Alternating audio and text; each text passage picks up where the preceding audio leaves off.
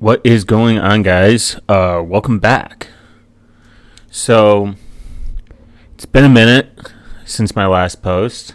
I can't see it right now, but I wanted to go over a couple topics that have been kind of like in the back of my head.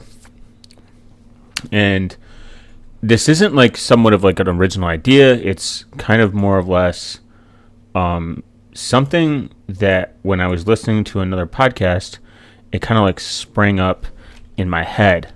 Now I do have some notes that I'm going to pull up. You know, we do everything live, right? And we're going to talk about off-grid communications when the power grid goes down,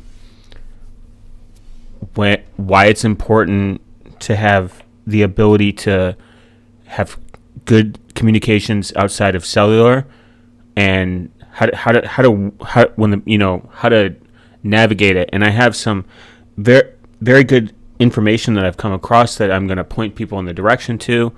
And then we're also going to talk about some laws that might be going in effect that I'm not a fan of, and why it might matter to prepare now in case it gets like really bad. Now this is going to be I'm going to be as partisan as possible, but this might get a little political, which we should never fear. We should embrace politics. I think people that say politics is like not necessary or anything, but in my opinion, I think that's from a place of privilege. You know what I mean? It's kind of silly to think that politics don't affect you, but they do. You know, in hindsight. So, you know, that's just my slight perspective on the overview. If there's something that you're not really interested in, obviously, you know, hop off. So I would say that your best bet is to obviously make sure that you listen to this with like a grain of salt. You know, that's my perspective. Now we're going to talk about some notes that I have here, kind of like guides, but you know, like I said, we're doing this live, of what I've come across. Now, when the internet goes down, you don't really like think about it. You kind of like, you know, like whatever, you know, it's the internet. You might get mad for a few minutes, but then it's generally back up pretty fast. So you probably don't go too often without access to the internet. And I think that's kind of weird that like I'm in that era now too, because like there's times that, I mean, I went a period of time without internet, and now I'm in an era where it's like I'm constantly connected. I'm connected to the internet on my phone. I'm connected to the internet at home. I can always be reached at some point, and that's something that's crazy. Like you're always reachable. You're always a reachable person. So when people say like, "Oh, I'm not reachable," I mean, it's just kind of interesting. Unless you like, I don't know. I kind of like take my phone and like throw it to the side when I'm at my house, because I like my computer more. Now I will maybe in the future. I do have a plan that I'm working on where I will be numberless. I will have no number. I will be harder and harder to, you know, reach. And I think that's just from an attack surface. I don't really like text people or call people. I try to only use Signal, and then I want to have like a backup just in case for like, you know, for the companies I still use 2FA SMS, which is my unpreferred method. So when the internet goes out, what do you do? Where do you go? How do you how do you navigate society? Say we have some cyber attacks, and say we have a cyber threat that knocks out the internet. Say we have a solar flare. Like, these things aren't like super unrealistic. They happen quite often, maybe at a smaller scale, but it does exist, and it's going to go only increasingly worse. Now, I'm not here to fearmonger and be like it's going to be civil war, but I do think that if conflicts are starting to rise, there is going to be a couple things that you need to take into account. I think cyber warfare is probably going to be more common, and it's going to start attacking critical infrastructure like water, or other critical infrastructure like internet. I don't think people realize how much stuff really relies on the internet. I mean, it's a lot. A lot of stuff does too, that you don't even think about. And I mean, our water systems, some of its infrastructure probably relies on the internet. It's common now for things, especially in remote locations, with the advancement of MQTT broker and LoRa and all these other technologies where people are like using long distance ranged cell sites where 5G is getting huge. A lot of stuff is monitored and critically ran through the connection of the internet. So I'm going to play a clip real quick on something from Undisruptable 27. And they're talking about, this is a very interesting organization that I came across through Firewalls Don't Stop Dragons, that's hosted by Carrie Parker, who I think is a very knowledgeable person. I do like hearing everyone's opinion to a certain degree in the space. But I'm going to play a clip here. It's a 2-minute clip. If you want to skip it, you're more than welcome to. But I think this is something that people don't realize what is important. And before you listen, pause and think. I want you to pause and think for a minute. What is the most valuable resource? If you already know what it is, it's completely fine. But pause and think about it. Because I don't think people really think about it, and that's okay. Some people do. But I don't think... I asked this question a lot, and a lot of people don't think about it. And you got to think about how, in an emergency, how long we can go without XYZ. And then I'm going to go into like a list of orders of what I think is important, how to be prepared, some good information on different people in these different spaces that have good information, but obviously do your own research, because not everyone is knowledgeable. But I'm going to play this quick short clip. Just sit back and listen to it. There is a part 2 to it if you want to, but this goes over a fundamental perspective. The systems that we rely on every day for everything from water to food, power, and emergency medical care are subject to escalating harms by accidents, bad actors, and nation-state adversaries. These attacks could quickly move from disruption to destruction. For example, an intentional water hammer that abruptly stops or reverses water flow, sending a shockwave through the system. Attacks on our water systems would be devastating, not just for lack of access at home. No water means no coffee, no toilets, no laundry. No water also means no hydrants to put out fires. No water means no healthcare. A hospital can't run without clean water. No water means no sterilization, no surgery scrubbing, no laboratories, and eventually, no access to life-saving care. Our dependence on connected tech has grown faster than our ability to secure it, and there is evidence that foreign actors are already weaponizing these vulnerabilities. But who would actually do this? In public hearings, Congress and U.S. government cybersecurity leaders have warned the public of Volt Typhoon, an ongoing campaign of successful attacks on U.S. water facilities, led by a People's Republic of China state-sponsored cyber actor. But China is not the only aggressor. We've seen cyber attacks on our water systems from Russia and Iran. These attacks pose a broad and unrelenting risk to critical water infrastructure and could escalate to large-scale destructive attacks on our water systems as early as 2027. The good news is we have time to make changes. We must strive to make our lifeline basic human needs undisruptible, and where we cannot, ensure that our communities are more resilient under fire. This means divesting our reliance on connected technology, better securing our existing systems where we cannot disconnect, and ensuring analog solutions are in place when those systems fail. If this sounds overwhelming, remember, if you can't afford to protect it, you can't afford to connect it. Undisruptable 27 will prioritize the safety, security, and resilience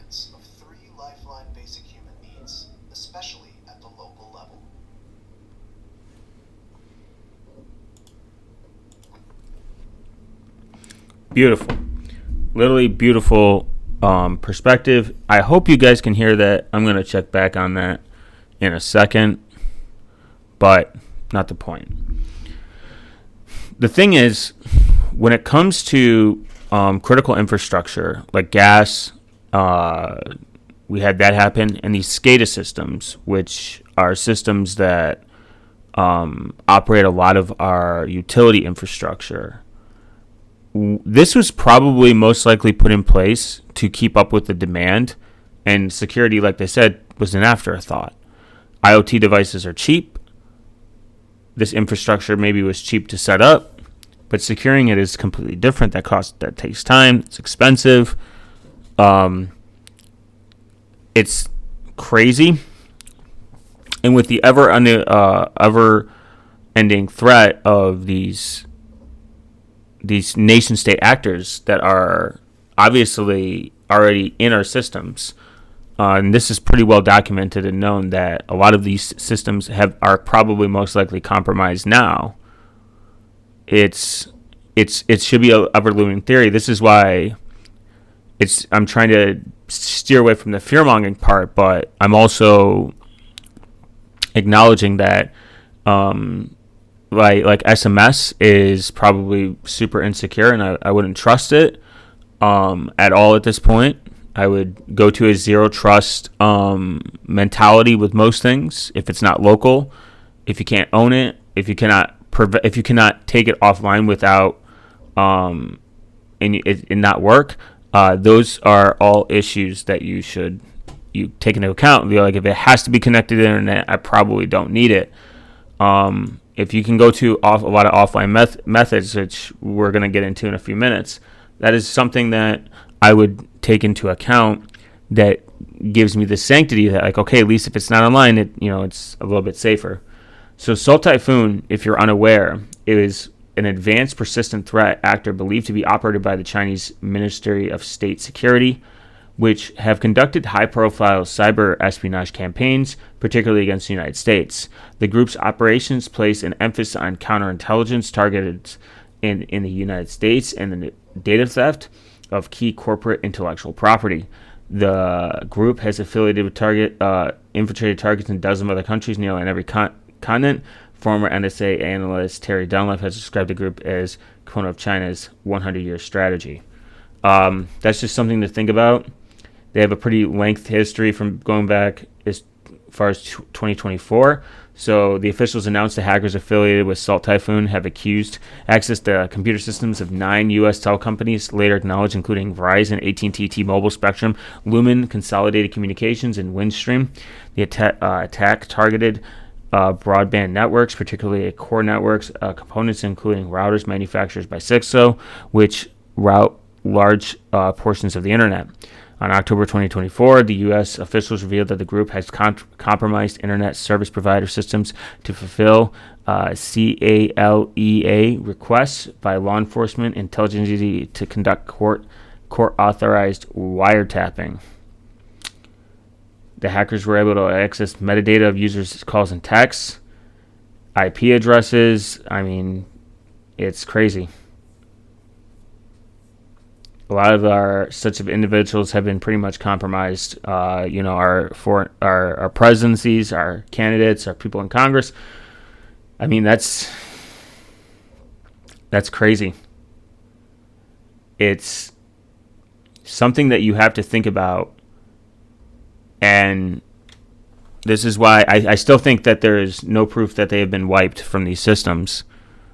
That is a scary thought, that they could be reading your messages right now and you have no way of knowing. I mean, a lot of these, and this isn't just like Salt Typhoon is the only adversary. Anyone who has particular interest in infiltrating and compromising United States communication systems, or if there's adversaries that are starting to realize that the United States cybersecurity division is weak, they might take an advantage to topple our government, maybe topple our infrastructure, where we become less of a threat. The United States military is relatively very highly regarded as a powerhouse across the world. This is why we are involved in a lot with foreign affairs, foreign wars. We give aid because, we have large amounts of capital.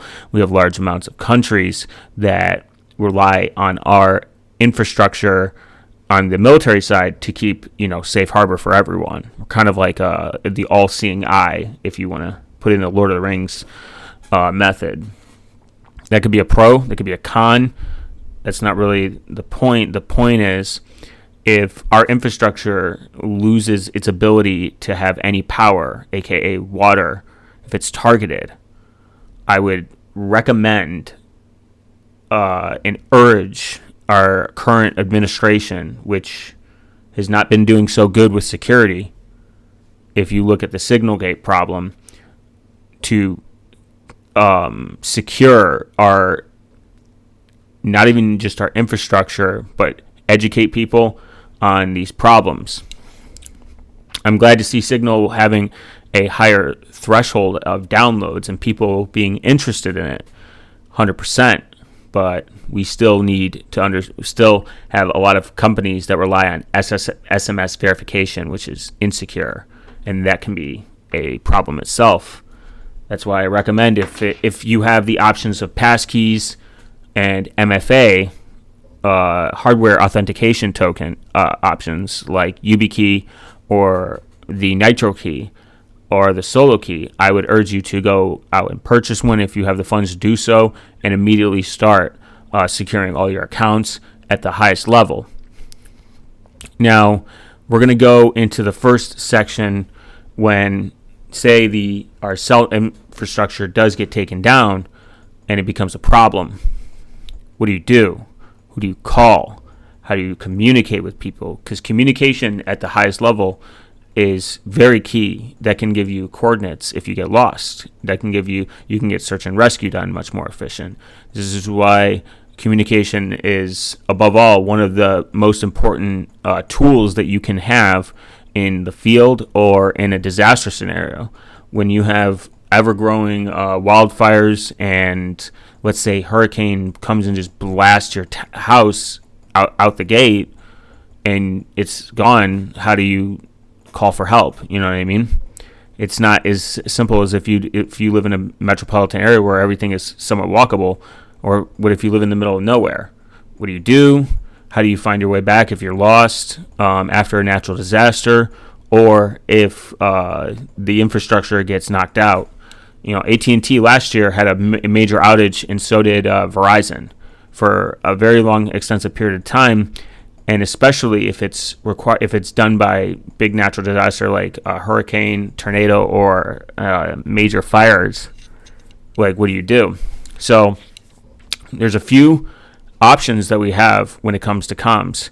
I would urge people to go and get their ham radio license. It's not about, they don't care if I have a license or not when a natural disaster happens. It's more or less to educate you and train you where you know what to do when shit hits the fan. This is just like firearms. Whether you're against them, whether you're for them, if you have access to a firearm, you're going to want to go train with it. You're not going to become efficient with your gun at all if you don't train with it, if it just sits in your corner.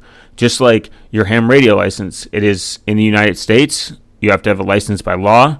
It's very inexpensive to get into as a hobby, to be completely honest. It's not that expensive as everyone makes it out to be.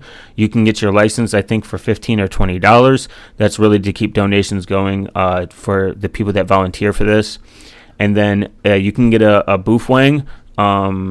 It's not great, it's not bad, it's not good. It just teaches you. You can get a boof wang ham-held radio for the prime cost of like $18 to $26, depending on where you buy it from, and whatever is going on with the current administration in terms of like trade deals. They're wildly popular. They're super like there's tons of information you can find about like these ham radios, and they're pretty easy to use. There's obviously better ones, and once you go down that rabbit hole, you can find other people that are into this. Now, YouTube wise, The ham radio crash course is my go-to information, and then the tech prepper. They're very, very knowledgeable people, but ham radio crash course, very knowledgeable guy. I love listening to him speak about ham radio, and I think it's a very, very interesting person just to listen to. I would say get a shortwave radio as well, and a FM AM radio that does Nova. You know what I mean? Like, get that and your ham radio license. You don't need a license to listen, but you do need a license to pretty much speak on it, like, you know, to push that button. Will you get arrested or fined from the FCC if you violate it without a license? Probably not, but most ham radio operators probably most likely would not talk to you. They'll just end it. And if they wanted to find you, triangulate you, and fine you, they can. But I definitely say just get your license so you know that, hey, what bands do I need to be on? Am I going to interfere with emergency telecoms? There's tons of things that can happen that's not good. Now, there is a site called hamradioprep.com. I'm not affiliated with them. I will leave a link into in the description for you to go to their website. They're excellent. I did their training, like, to be able to obtain mine. And then they have hamradioprep.emergency communications. That's a completely separate, like, type of training. I highly recommend it. I haven't taken it yet, but I've heard nothing but good things about it. You could literally just there are people that are just dedicated to doing emergency telecommunications. It's probably very stressful, but it's very, very cool. If you don't want to get a ham radio license because you're like, it's too far, it's too expensive, why do I have to get a license, blah blah blah, I don't want to take a test, I don't have time to take a test, that's fine. There's a better option. There's something called a GMSR, General Mobile Service Radio license. It is $35. It lasts, I think, like 10 years. You do not have to take a test. You just have to keep you have to give them your address and email address you have always access to. It is public. It is in a public database, so most people say opt for a PO box, which is allowed, so that it keeps your privacy at a higher level. $35. You can go then buy a GSMR radio. The range is much shorter. It is still a lot better than your CB radio, I think, and your regular walkie-talkies. They allow you to do repeaters. There's different laws, like, for each one and what you can and cannot do, what bands you cannot be on. But that is something that you can just read through and kind of, like, understand on a fundamental level what you can and cannot do and the efficiency. Radio has a lot of capabilities. You can send emails over radios. If you got access to data, etc. It's very, very cool. But if, for whatever reason, when this shit hits the fan, GSMR radio, ham radio, walkie-talkies even, just walkie-talkies, just so you can, the ranges generally for those are pretty bad, but if you're in a neighborhood, those are better than, I can't message them. Now, if you're in a tight-knit community or you're in your household and or you're at a protest even if you're at a protest, you shouldn't bring your phone, but if you need to do communications over your phone where it is end-to-end encrypted and a little bit better and doesn't require a SIM card, the Briar Project is super awesome. That's pretty much like my thoughts on the radio. Go look at go see which license is the best for you and check out Ham Radio Crash Course. It can definitely lead you to a really good guide, but there's some other good options out there that don't require a license and don't require cell phone service. The Briar Project is probably one of the best. You can do it over Bluetooth. Bluetooth has a really short range. If there's a way you could get like a Bluetooth receiver to send the signal longer, awesome. I don't know if that's even possible. I'd have to look into it. It routes everything through Tor, so it makes it a little bit more private and anonymous. And you can delete the message, etc. I have used it on the close end with some people where we wanted to see how good it was, like, kind of to work. It is a little buggy and a little funky sometimes. but it's relatively a very good product if you're at a protest or if you're in the middle of nowhere and you don't have cell phone service. Now, that is good because you only need one device. If you don't care about carrying two devices, your phone plus this, the next option is much better. You have two, actually. You have something called Meshtastic, which I actually came across, I think, second or first. I can't remember. Meshtastic is an open source, off-grid, decentralized mesh network built to run on affordable low-power devices. This is true. You can build Meshtastic devices very, very cheap. Now, it's very easy to install. They have a web client. They have an Android app that connects to it, and they have an iOS for Apple. And then you can do a command line for if you do want to do so. The documentation is relatively really good, surprisingly. It has long range. No phone required for mesh communication. It's decentralized communication. No dedicated router required. It does it encrypted. Excellent battery life.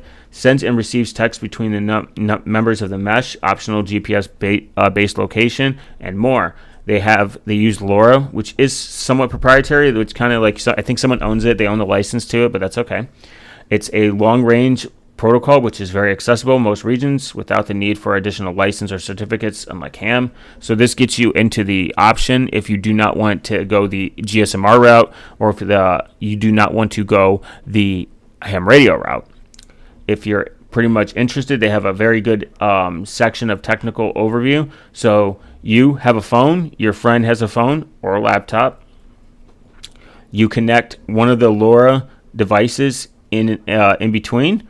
And then you guys connect to each other over somewhat a long range. Now, you cannot do voice, and you cannot do can't send pictures because LoRa has a limited bandwidth, but it is pretty reliable on its own. The more devices you have, the better the mesh system works because you have more points where it can relay these messages to each other. The longest range right now is 331 kilometers. I believe that's 160 miles away. That's impressive, and it's obviously super crazy that it can even do that. This was not even the highest record when I was first getting into it. So it's 205 miles. 205 miles. That's awesome. That's impressive. Before that, it was not that much. It was pretty insane. It was 158. So they increased it by 50 miles. They did a crazy job. Like, their website on Meshtastic is really, really, really, really good. Ground to air, they have a ground to air 128 miles, which is kind of crazy. I don't think anyone else has attempted this. So it's just someone who sent it out the gate. So that's pretty cool. Now, if you hindsight want to do this, you can go buy them from LilyGo. They're pretty supported. They have something. If you want something in an all-in-one, they have the TDAC. The TDAC is an all-in-one. It supports LoRa. You can attach a external antenna to, I believe, and it's only getting better and better and better. Not only that, it's getting better. It's getting more user friendly, if that makes sense. Like, first you needed it to get these boards and solder, I think, stuff themselves. Then they're like, okay, we'll find a way to make this work. You know what I mean? Like, so they have now pre-made boards that it's very hard to fuck up. Now, your next option is to buy a pre-built option if you want. So if you want a pre-built option, they have these things called I think it's the T-Deck. Yeah, here it is. They have the T-Deck, and then there's some Spec 5, I think. It's not super expensive. I think it is for the complete version where it has like it has a shell and everything. It's called a T-Deck Plus. It's $74 US. if you don't care about the shell, you can get it for $59 for the Dev edition, $43 for the Mestastic edition. I mean, it's got options. So you got options. You can build one yourself. You can get a 3D printed case, whatever. The oyster is yours. It does do end-to-end encrypted communications, but they say it's not perfect. You need to don't take it like serious. There are problems with it, and its security is not there. They admit that it's not top number one, and that's okay. But it's better. And if you have a ham radio license, it has an option for you. It has many options. Like, it's very configurable, very customizable. The all-in-one solution is if you just like, screw it, I don't want to carry around 2 devices. And what if my phone breaks? What if this breaks? That's your option. I mean, if you want an all-in-one, there you go. And then you don't have to carry 2 devices. You can put this in a safe enclosure and just when you need it, you test it, but when you need it. Your second option is something by the Reticulum network, or RNS. The network is a cryptographic-based network stack for building local and wide area networks with readily available hardware. There's a really good. Both of these have really, really good matrix channels. Go check them out. Their communication is very good. They're still very active. So pretty much the version of Reclam allows anyone to operate and own a sovereign communication of networks to make it cheap and easy to cover the vast areas. You can do it with cheap independent hardware, essentially. It uses strong modern encryption by default. Anything that is not encrypted, it drops the packets. It ensures pretty much end-to-end connectivity. It newly generates address to become globally reachable in a matter of seconds to a few minutes. It is not possible to establish unencrypted links in the Reclam network. It is not possible to send unencrypted packets to any destination in the network. All destinations receiving unencrypted packets will be dropped as invalid, so that matters. There is no central control over the address space in Reclam. Anyone can allocate as many addresses as they need. This essentially makes it very, very, very easy. The hardware, super easy. Any Ethernet device, almost all Wi-Fi based hardware, LoRa using R nodes. R nodes is pretty much one of the devices you can carry around with you. You have to make yourself the creator of the R node. No longer makes them, I think. That kind of sucks. But there's enough documentation to how to do it yourself. It can do packet radio. It can do KISS compatible hardware and software modems. There was a push to do a Reclam portable modem. That would have been cool.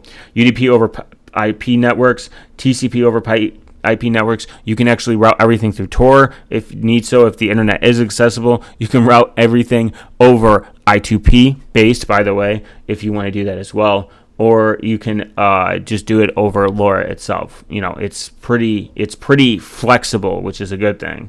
Minus on the encryption part, that's not flexible. That should always be the default option. That should be the standard, in my opinion. It ought to be the standard.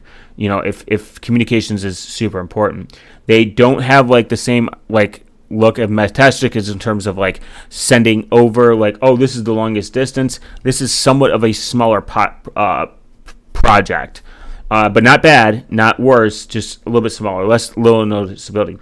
Reclam can be used over practically any medium that can support half a duplex channel with 500 bits per second throughput, MTU of 500 bytes. Data radios, modems, LoRa radio serial lines. You can do it over Wi-Fi and Ethernet devices. Free space optical links. I mean, literally the similar systems. All example. I wonder if you could do it over satellite. That'd be kind of sick. I'd have to ask the devs about that one. I do talk to them sometimes. They have a public testnet. They have a manual. You can actually, for the R node, you can download. He tells you how to pretty much read it offline, just in case, and actually encourages you to share it, like on a flash drive, just in case the world ends. You can actually You can set somebody up with the R node outside of this website. It's like a way. You can use it with Cybrand, the Nomad network, LoRa-based KISS-compatible amateur radio TNC. I mean, it's got endless options. It's really, really cool. But there is a way to actually have someone install this. Their shop is currently closed. Nice. Maybe come back sometime. It's very awesome, but it's really interesting. They did their last post 5/9/2025, so not too long ago. And the beta phase, but it's there's they're not quitting it. It's still actively developed, which is what I hope to hear. And I just don't want to see project like this end, because I think there needs to be competition. That's just my personal take. And I like to see other people do this, but it does seeing them not make enough money doing this, and it sucks up so much of their time when they could be making more. And I love to see people just do what they love. I'll read this, go read the unsigned.io. Definitely go check them out. I hope that they continue to do good work. But definitely look into learning how radios work, how to make. You can even, actually, one of my first projects I ever learned was making I think it's a crystal, a Fox radio. Like, that's an invaluable skill. It was called a foxhole radio. And that was like the coolest project. You can build a foxhole radio. It's with very little supplies. It was on it was, I think, Maker magazine. Oh my God, this takes me back. It teaches you, it's got an antenna, the foxhole radio, ground, the detector, cat whiskers. I don't think it's actual cat whisker. And then an earphone. And it kind of teaches you how to like make a simple radio. Oh man, such a very cool on Make has made a ton of stuff that I owe a lot of learning to. And even it's cool to like just have that ability, because if you can do that, then you can at least hear the stuff coming in, like the communications. Like radios, I feel like people don't realize how important radio is. I wouldn't say like above water, but it's up there. Water probably overall, And just learning how like this stuff kind of works. You can make an AM/FM radio is such an invaluable skill to learn. To be able to do like Morse code, maybe even learn a little bit of Morse, just a small amount of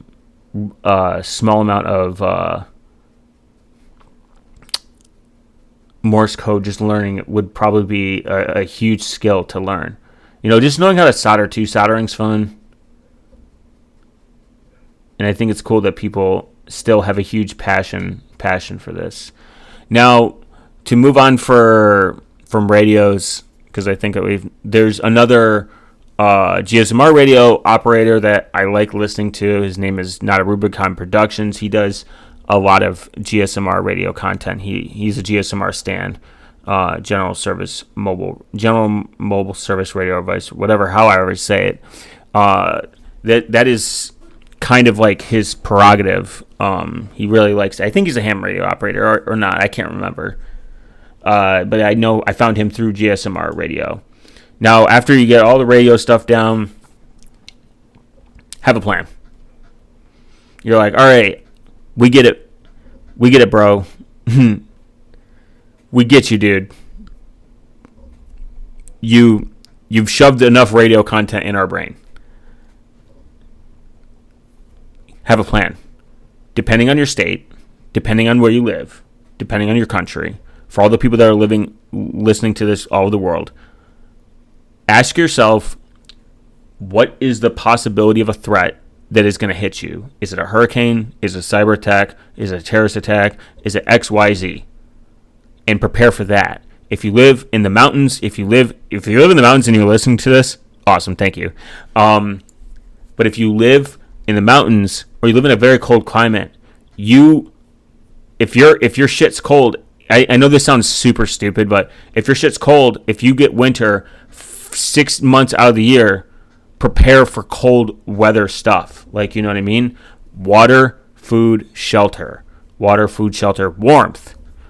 If you live in hot desert regions, water, water, water, a way to stay cool, etc., etc. You know, there is no EDC bag for everyone. There's no the perfect EDC bag. It's an illusion.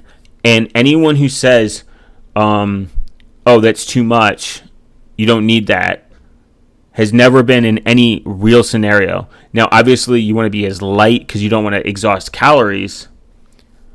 This is like me. I watched a ton of like Survivor shit growing up for some fucking reason. And I'm like, I'm in the burbs, man. The fuck do I have to worry about? Now I'm like, a little more aware to the world, but I learned there's no EDC bag for everyone. You have to adjust to your surroundings. You have to adjust where you would head. Like if you, and I think that this isn't talked about. If you are in a scenario where you have to head north to a colder climate, you're going to be really pissed that you didn't pack the coat. You know what I mean?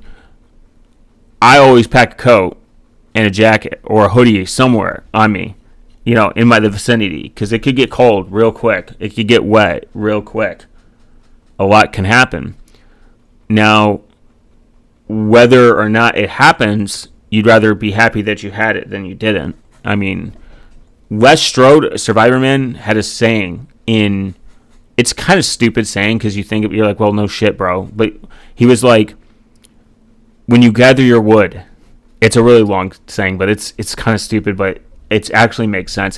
When you gather your wood and you look at your pile, if you think you've had enough, double it. And it's like, okay, man, that's a lot of words to just say get more wood. And he's kind of right. You don't know what you're going to burn through. You don't know what you're going to use. You don't know how much you're going to use of. So having like a 3-day assault pack and help hasn't made it to you and it's day 7, you're going to be really pissed that your bug out bag is only gotten you 2 days in. I say think about where you're going to head. Think of the worst case scenario and prepare for that. I'm talking about, like, I'm not going to have what, like, I say to have a month of your calories and then double it. Like, whatever you think a month of calories is, double it. See what you consume every day, double it. And then water, triple it, because it's the most important. You can go through a lot of water. Like, I would even say buy those emergency water packs, buy a pallet of it. Make sure that you've tested, obviously drink a couple, that it's good quality from a reputable source that didn't pack it 5 years and it has a 5-year shelf life. And have it, like, just sit it on the side. And if it starts getting too close to, like, oh, I gotta, like, it's almost day 5, like year 4, start consuming it, use it, and then replace it. Like, go through all your stuff and replace it. This is just like ham radio. This is just like gun safety. Just like software. Go back and use it and test it. I treat this like backups. You don't know your backups work until your shit, you have a hard drive failure. You never test it when you need it. You test it before you need it. Just like anything else. I think that's the best advice you can get. Food, I would put that on the second or third. I would put water first always, but food second. Communications, make sure your radios work. Make sure your batteries are there. You know what I mean? Those are important things to have. Now, if for whatever reason you have all this gear and you're not utilizing it and it is wasteful, then yeah, you're making a mistake. But I would say, enough food to last you 10 days if you have to leave your house packed. Enough water for like 2 weeks if you can. If you can find a 2 weeks worth of water, think about how much you drink, think about how much you consume, and bring it with you. Transportation, this is the extreme take. This is my personal take. Bicycle. Yes, you're not protected from the elements. And if you do have access to firearm, obviously that can fit on you. get a bicycle, get an e-bike. I think e-bikes or mountain bikes would be preferred. Road bikes, like touring bikes, where they can carry a lot of weight and they're meant to tour. And just like how you practice with all the other things, practice biking. Because your super 80,000 diesel prepper van takes a shit in the middle of the fucking nowhere and you don't have parts, you're going to be really pissed that it just became a paperweight. Especially if the repairability is bad. Bike repairability is pretty high, pretty easy. You can repair you can get all the things that you could think of in terms of like, you could get an entire bike repair kit and fix almost any issue on the side of the road, and it'll fit in the in a bag. If your alternator takes a shit on your vehicle, you're fucked. If your piston rings blow out, you're fucked. If your transmission you can't warranty. You know what I mean? And people are like, well, they're built for this. Shit happens. We're humans. We make mistakes. Engineering failures happen. You don't know. I'd rather fix a chain on a bike than fix a timing chain that just got annihilated. Or if I forgot to change my oil out because I've been driving for like 4 hours or days. This is like obviously the extreme, but you ought to be thinking of the extreme. And again, no one gives a shit about your fucking diesel truck when it becomes a paperweight because your tires are blown out, your axle is blown out, and then you don't have people that can fix it or repair it. You can fix a bike in most scenarios. You could fix a bike. You could get a trailer for a bike. You can get a trailer for a bike, put a bike on it in case your bike takes a shit. And then you can find, it's much easier to haul a bike than it is to haul these fucking prepper vehicles are so retarded. Like, absolutely wasteful. Bikes are more maneuverable. They're quicker to get through traffic, especially when people are exiting. Yes, again, you are exposed to the elements, but it depends on your threat model. Obviously, have a decent vehicle if it's that serious. Like, if it's like, all right, I need to be in a vehicle, I would say you get the most utilitarian vehicle that you can find. Cargo van would be the prime example. Or a Toyota Tundra pickup, Ford Ranger, anything that is repairable, not these specifically built fucking 80,000 to 200,000 pussy wagons. Because that's essentially what I see, man. You just got fuck you money and you're retarded and your shit's going to break. I would rather, Ford Ranger, parts are available pretty relatively okay and it's pretty repairable. Bikes, but I would put bike on number one list. Repairable, mobile, you can cover way more distance, especially if you get a road bike. I don't know if you'd burn less calories, but you can carry more gear. I'll just tell you that. You can carry more gear and you can be more efficient. Now, let's say down the road, you're like, oh man, I'm tired. You can, like I said, if you have a vehicle, like a bug out vehicle, just get something where you can put your bike on it. Because if something does break, or you run out of gas for whatever reason, or if it's electric, you can bike to the solution and bring it back, hopefully. Especially they make good bike trailers now. There are some very high-end expensive ones. If you have an e-bike, make sure that you buy up to 1 to 2 batteries extra. They can get kind of expensive, but at least you have backup options. Your electric bike company isn't going to ship out, batteries if they're fucking going under, or if they have no internet, or etc. I'm just trying to think of like the most realistic scenarios for your location. Which direction are you heading? Which way are FEMA camps or anything like, disaster relief sections? How far is it going to take you? How long can you last? What is the threats around you? Is it people? Is it riots? These are all things that you just need to take into account and have a plan for that. Have a plan for each scenario, depending on your state, depending which direction you're going, and depending on your weather. Those are some things that you should just think about. I would look at some good prepper channels. Tech Prepper The Tech Prepper talks a lot about, I think, emergency comms, the comms channel. There's some good channels out there. Just be very careful when you tread this topic, because you come across a lot of schizophrenic, pussy fear-mongering losers. And I mean that with like no grain of salt. There are people that just sit on YouTube to fear-monger their people, and they do it on purpose in order to get clicks. They'll make insane claims. They'll be overzealous. They'll be super extreme. They're like civil war is happening, and then they get the comments riled up, and then you start seeing a bunch of fucking NPCs have discussions in the comments. That's the problem. Be realistic. Yes, I'm more of on the natural disaster side of preparedness. I think it's good to know, and it's good to, you're like, how does this relate to privacy and security? Well, a lot of these options don't require you to always kind of worry about that. I think that this is an important topic because we are heading into cyber warfare, and our information is being leaked online constantly, sold off to other data brokers, and God knows who else.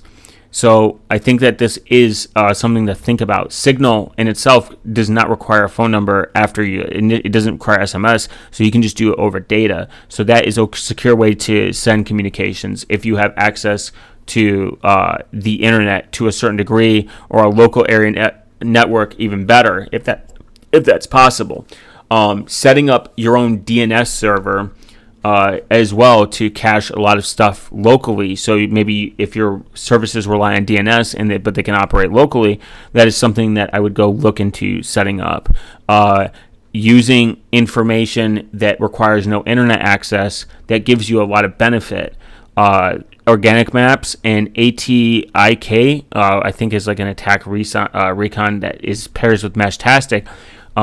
This gives you tactical maps, location positioning, all these things, and GPS without access to the internet. Reculum Network allows you to build a network for infrastructure where people may not have the ability to go out and get, an ISP because maybe it's compromised, maybe it's authoritarian, maybe it's XYZ. I mean, it's very all over the place in terms of like, what do I need and what do I don't need, what is blow, what is not blow. There's, a whole dedicated amount of people that do cyber decks for this reason, for like in case the world ends. Build yourself a cyber deck if that works for you. Do paper maps if that works for you. I think even learning paper maps and paper mats, Dead Reckoning, and not even just that, but like learning how to navigate with a bare minimum, that is such an invaluable skill to have, especially if you're in a place where technology isn't really as advanced, or you don't have access financially or literally to that type of stuff. You're I would say on the YouTube side, yeah, definitely check out the Tech Prepper Ham Radio Crash Course and Not a Rubicon Productions.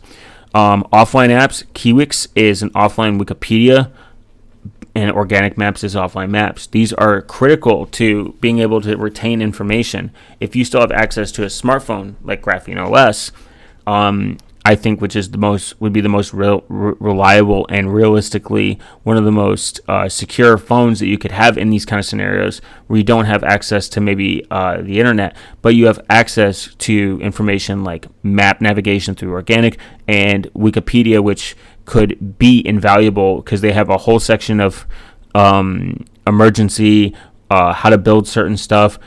Having that access to information could be theoretically life-changing. This is why I think KeyPass is great, because I have access to all my passwords for stuff that even if they don't require internet accesses, I still have password vault that is encrypted. I can put my notes in there if I want to. I still have access to those things if I need to use them. That's kind of like the point. And it works offline. It does not require the cloud. It does not require an account. It just requires it to be local on my phone. Now, obviously, you want to take a copy of all these things and put them on a flash drive that preferably has really good long-term storage. Open it up every couple months to make sure that everything's there, and always test your backups consistently, never in production. That's just like my final word on that one. Now, the last thing is the U.S. is making some major mistake with the current administration on this. It is kind of looking to ban porn. I know seems a little silly. Not a fan of this. 404 Media has done it, a bill on it. Pretty much a bill that would ban pornography in the U.S. also takes aim at trans people. I don't know about that much part, but this is something that I have an issue with. If people want to consume stuff like this, that is their business. And you might say, "Oh, this is just a slight wording and a misunderstanding." Well, look at the Patriot Act. The Patriot Act was introduced to quote unquote protect national security, and then it became a fucking nightmare for our privacy. Just throwing that out there. Whether you're left, right, up, down, purple, or retarded, nobody should be for this. Florida just made it illegal. On my last, I was talking about it, to have disappearing messages, which I think, for if you're a minor, which I still think is authoritarian. I think that's crazy. I should be able to have access to end-to-end encryption at any age and disappearing messages. If you don't believe that, get fucked. You're on the wrong podcast, buddy. So on May 8th, Utah Senator Mike Lee reintroduced his Interstate Obscenity Definition Act, IODA, with the support in the House from Illinois Rep. Mary Miller. E. Balls is a anti-trans Republican. I don't really care. I mean that's not crazy to think about. But having previously pressured Arizona to stop selling trans-themed children's book and supported by legislation to ban trans students from school sports leagues, Miller, meanwhile, is perhaps best known for internationally misgendering trans Rep. Sarah McBride earlier this year for declaring 22 that the overturned Roe v. Wade was a historic victory for white life, which is kind of weird. The bill would add new definition of obscene speech to the Communications Act of 1934. If passed, obscenity would be redefined as anything which appeals to the purest interest of nudity, sex, or excretion, depths, describes or represents an actual or simulated sexual act with the object in order to arouse, titillate, or gratify the sexual desire of a person, and lacks serious literary, artistic, political, or scientific value. The bill was referred as the Senate Committee on Commerce, Science, and Transportation. This is the time Lee's introduced the bill IOTAs. As many will know, the file it got defeated in 2020 and 2024. It's pretty much hasn't received any correspondence of the time of writing, meaning that it's unclear whether the bill would gain enough congressional support. IOTA's text would efficiently remove Miller's test resilience on community standards. It's kind of crazy. It's pretty much not allowing people to express free speech. I mean, porn is under the guise of free speech. It is, whether you call it an art or not. If you demean anything pornographic and you say that we cannot consume porn, you are effectively telling me what I cannot consume as an adult, whether you like it or not. I think people ought to have the right to consume porn. It's their choice. No one forces you to watch it. No one forces you to observe it or consume it. It is your choice. And also, the people that work in this industry, they are exercising their First Amendment right to be able to create this kind of content. If I write a sexy book that talks about getting my ass eaten and I release it, I ought to have the right to do that because I'm allowed to be able to print, and that is print my views and my opinions, and the government should never overstep that, in my opinion. I think banning books is, regardless if you like them or not, is just the right step in direction of authoritarianism, and you are infringing on people's ability to speak freely. Even if I don't agree with it, or if I think the material is gross, I think still people have the right to write whatever they want and just don't read the book. Banning books is pretty fucking insane. Just throwing that out there. It's pretty much, Arizona Gov. Katie Hobbs signed another such age verification bill law into this earlier week, and Congress Republicans Sen. Marshall Burbuck and Majority Leader Ton Thun joined with the Democrats introducing the Kids on Safety, reintroduced the Kids Online Safety Act on Wednesday, which free speech advocates would say it would threaten LGBTQ plus speech while failing to protect children. Absolutely fucking dog shit take. Fuck Arizona for this one. Pretty much signs a bill forcing porn sites to verify age for visitors. I do not like that. I do not want that. I do not want the states to do age verification via anything. These porn sites and these websites do not have the time to play bouncer security, and how are they going to make sure that it doesn't get leaked? I'm good. The bill allows the courts to issue civil penalties to entities who fail to verify ages users. Only one Democrat in District 9 in the Arizona state voted in favor of passing the bill on May 6. The final House vote on May 7. Two Democrats, Sarah Blattman and Kathy Volk, voted Republicans to pass the legislation. Governor Hobbs signed 38 other bills on Tuesday, including Senate Bill 1295, which aimed the state's definition of criminal impersonation to include use of computer-generated voice recordings and image or videos. House Bill 2581 will require the state develop a system for tracking the location of status of sexual assault evidence kits. This one will create Bill 2281. This will create turquoise alert system for adults under 65 who disappear under suspicious circumstances, whatever. 2195, this will introduce child direct applications to prevent display of inappropriate or mature advertisement on the application. 1182, this will prohibit counties and cities from eradicating ordinance on regulations that restrict general construction of areas between. Okay, I don't care about that. That is insane, and I don't get why people would be for this. Like, who cares if people want to consume porn? I can just lie about my age and use a VPN in a state where it's allowed. You didn't solve anything. Like, unless they have some insane way to detect that you are using a VPN, and like they're like, you have to block it. And these porn industries are just going to pull out of states. They've already done it. They've pulled out of states. They're like, so this is, I think, the slow inch towards insane authoritarian overreach of the government telling us what we can and cannot consume, even if it's good or bad for us. I do not care if people have porn brain. That is their decision. Your For You page is based on what you look at. That is your decision. If you really care about a free, open source, algorithmic-less feed, then just go to Tusky, go to Mastodon, go to PeerTube, go to fucking Nostr, go to what's the other one? Blue Sky. I mean, just have any other. Just go to these other options. Fuck these platforms. They don't give a shit about you. If all you're getting is gooning material, it might be a you thing, because the algorithm is based off you. But it could be pushing a narrative. I mean, there's no proof that it isn't.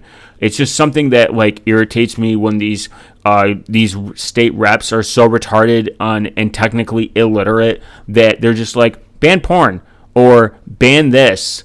XYZ, and I think free speech advocates should be very pissed this is even an idea, and they should write to their representatives immediately saying to outright reject this ideology, and if not, when election season comes around, don't fucking vote these morons back in. I mean, that's like something that I completely stand on. You know, we live in a free society and a democracy, or a constitutional republic, not the fucking point, but we live in an era where we have the power to vote these fucking morons out and get people that just align with their values.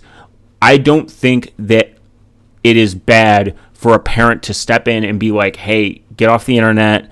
We're going to restrict the internet access, and we're going to make sure that we make you understand that this is there's bad people out there and there's bad things out there. Like, have a talk with your kids to like a certain degree on like how technology works, how to navigate it in a safer way.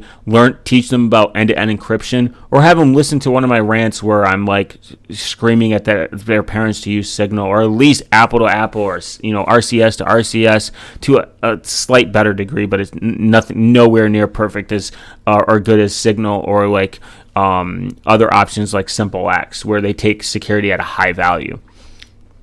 These social media companies and giants do not give a fuck about you. So in short, TLDR, not even TLDR, a short synopsis, I would say the best thing to do is to make sure that these rights of yours don't get infringed upon, and you talk to your local and state reps, especially around election season or midterms, because they'll actually probably listen a little bit more. Definitely educate yourself on shortwave radio software, how radios work, ham radio, GSMR. Have a plan. I urge you to have a plan. Think about your state, think about where you're at, and think about what direction you would go. And don't make this like paranoid. Just have a plan. It's not paranoid to have a plan and be prepared. I think these are good things. Storms just knocked the shit out of my power like a week ago. But because I run my most critical server infrastructure on and my internet, my router, as long as the ISP doesn't go out, I run it on backup power supplies.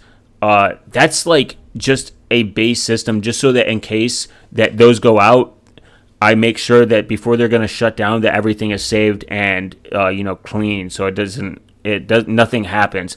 Like, just very simple. Have a plan.